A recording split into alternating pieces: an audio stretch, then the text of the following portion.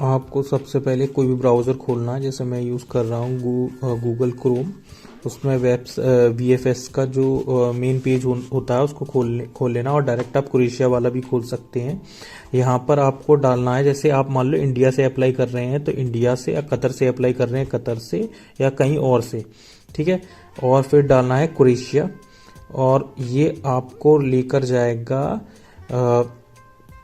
Visa type वाले page पर। देखिए, तो यहाँ पर आपको क्लिक करना है अप्लाई फॉर वीज़ा, ठीक है। अप्लाई फॉर वीज़ा पे स्टार्ट नाउ पे जाकर स्टेप बाय स्टेप गाइड, ठीक है। उसके नीचे आएगा आइडेंटिटी फाइड वीज़ा टाइप। फिर उसके बाद वीज़ा टाइप पर क्लिक करने के बाद आपको जाना है please select visa type work permit वाले ऑप्शन में, और यहाँ पर जाके डाउनलोड फॉर्म पर क्लिक करना है, ठीक है। और ये सीधा आपको क्रोएशियन एम्बेसी की वेबसाइट पे ले जाएगा, जहाँ से जाकर आप एप्लीकेशन फॉर्म भर सकते हैं। ये क्रोएशियन में होगा, आप इंग्लिश में इसको सिलेक्ट कर लीजिएगा, बिकॉज हम इंग्लिश में ही फॉर्म भरेंगे। यहाँ पर आपको एंटर न्यू एप्लीकेशन पे क्लिक करना है। उसके बाद अपनी सारी डिटेल भरनी है। और एक और चीज़, जिसके पास सिर्फ फर्स्ट नेम है और सरनेम नहीं है तो कोई प्रॉब्लम नहीं है। फर्स्ट नेम आप सरनेम में ही फर्स्ट नेम डाल दीजिए, कोई प्रॉब्लम नहीं है अभी तक क्रोएशिया में, ठीक है। सपोज किसी का नाम हैप्पी सिंह है तो हैप्पी डाल दे। मेरे को एक कमेंट आया था यूट्यूब उस पर, तो मैं उसके लिए ही बता रहा हूँ, ठीक है।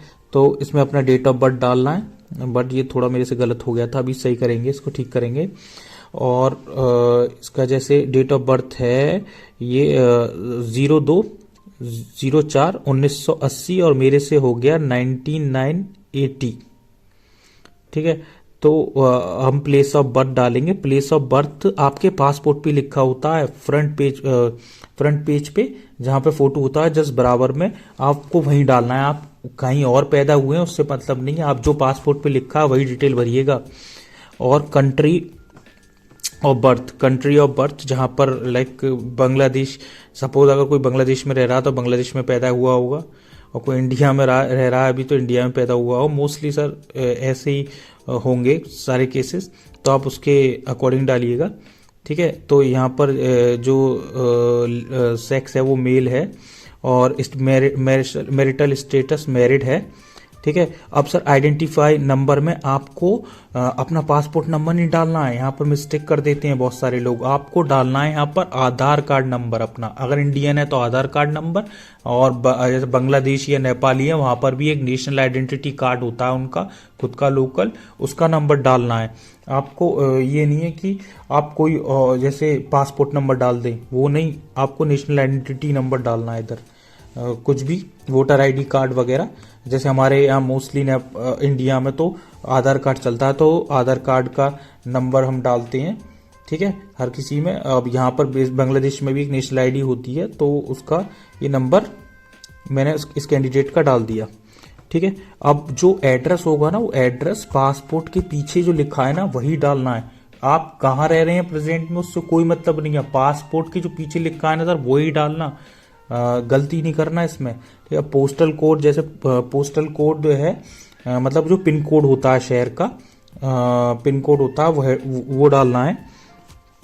तो इसके अपने मतलब आपके जो पासपोर्ट पे ही लिखा होगा, ठीक है, उसके अकॉर्डिंग ही आप डाल दें अपने जो पोस्टल कोड और पिन कोड सेम ही होता है, इसमें कुछ मिस्टेक नहीं करना है आपको। तो इस केस में जो था इस कैंडिडेट का वो देखिए अभी हम डालते हैं, ये बहुत छोटा था,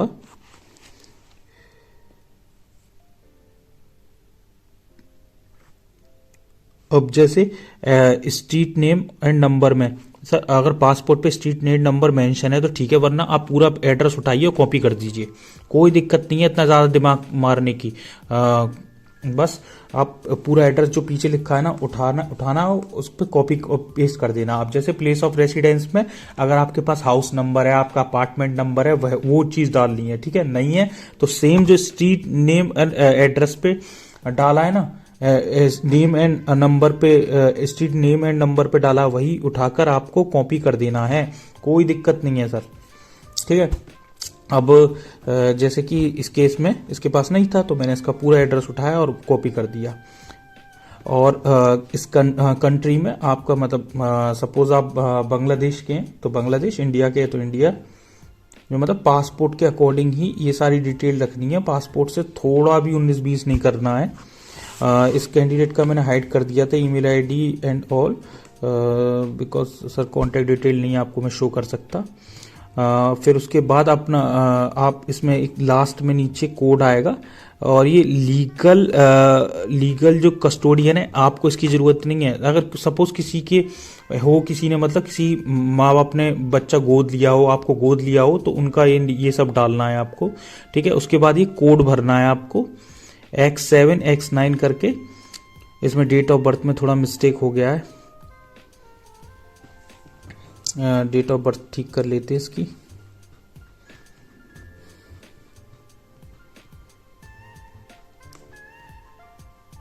डेट ऑफ बर्थ मैंने आपको बताया था ना, शुरुआत में मिस्टेक हो गया है, तो अभी ठीक कर लेते हैं। ये 1980 या अप्रैल 02 या 02, तो ये हमने ठीक कर ली।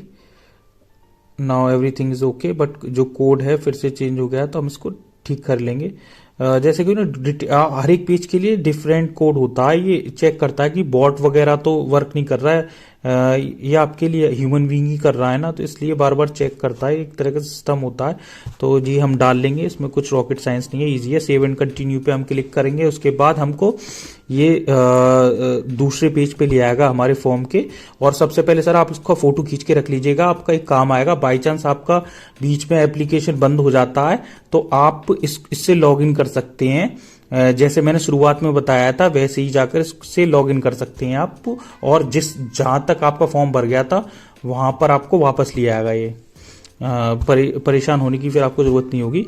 जैसे पासपोर्ट में बात करें तो हम ट्रैवल डॉक्यूमेंट्स में मोस्टली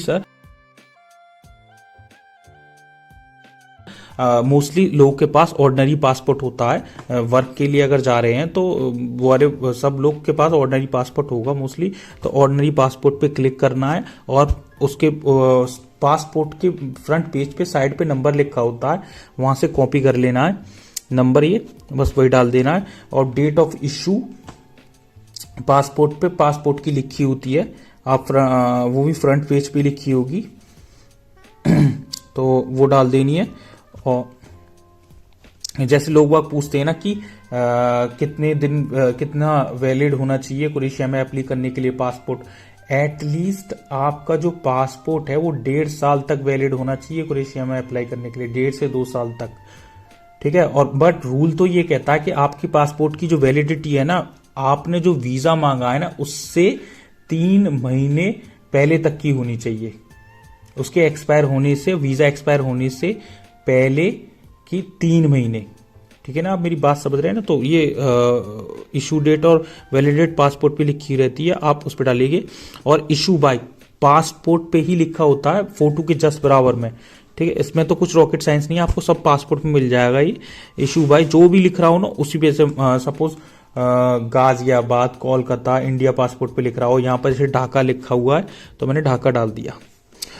और हम बात करते हैं करंट ऑक्यूपेशन से पहले हम रेसिडेंस परमिट की बात कर लेते हैं।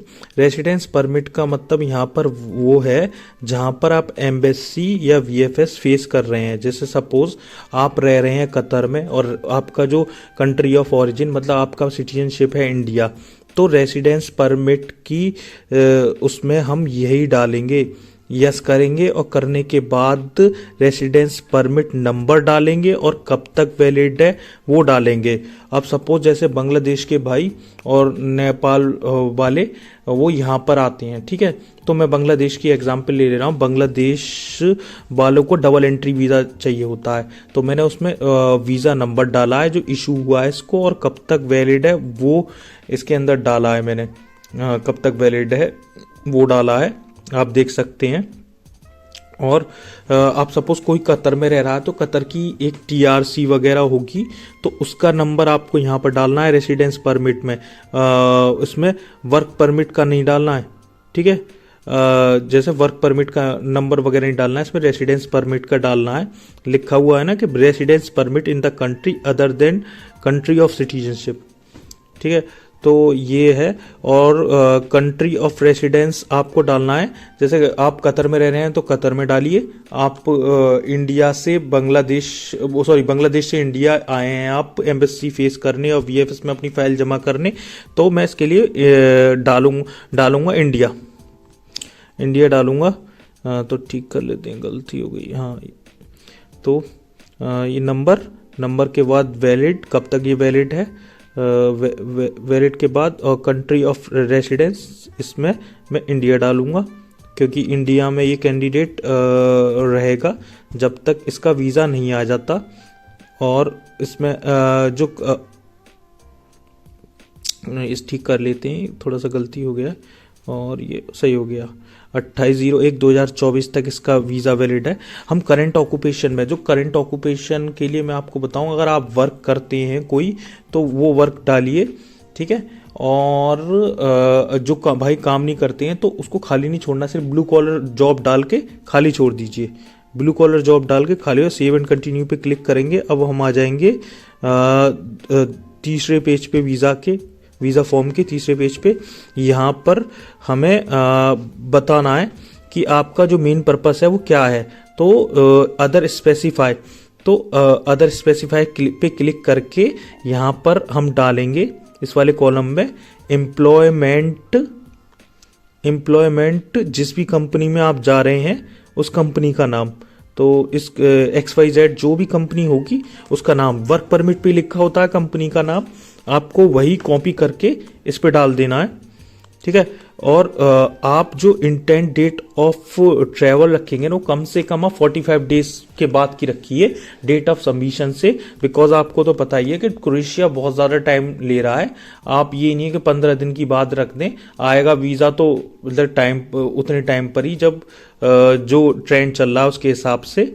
जैसे क्रोएशियन एम्बेसी में भी स्टाफ कम है, तो मेरे हिसाब से आप ना 45 डेज की ट्रैवल डेट रखें डेट ऑफ सबमिशन से।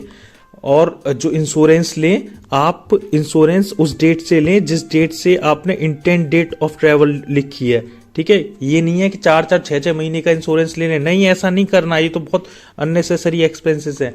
लोगों को नॉलेज होती नहीं है और कुछ भी यूट्यूब पे ऐसे ही बना देते हैं। आप डेट ऑफ आप अपना इंश्योरेंस इस डेट से लगाएं जिस डेट से आपने इसमें लिखा है कि मैं इस डेट से ट्रैवल करूंगा, और ठीक है।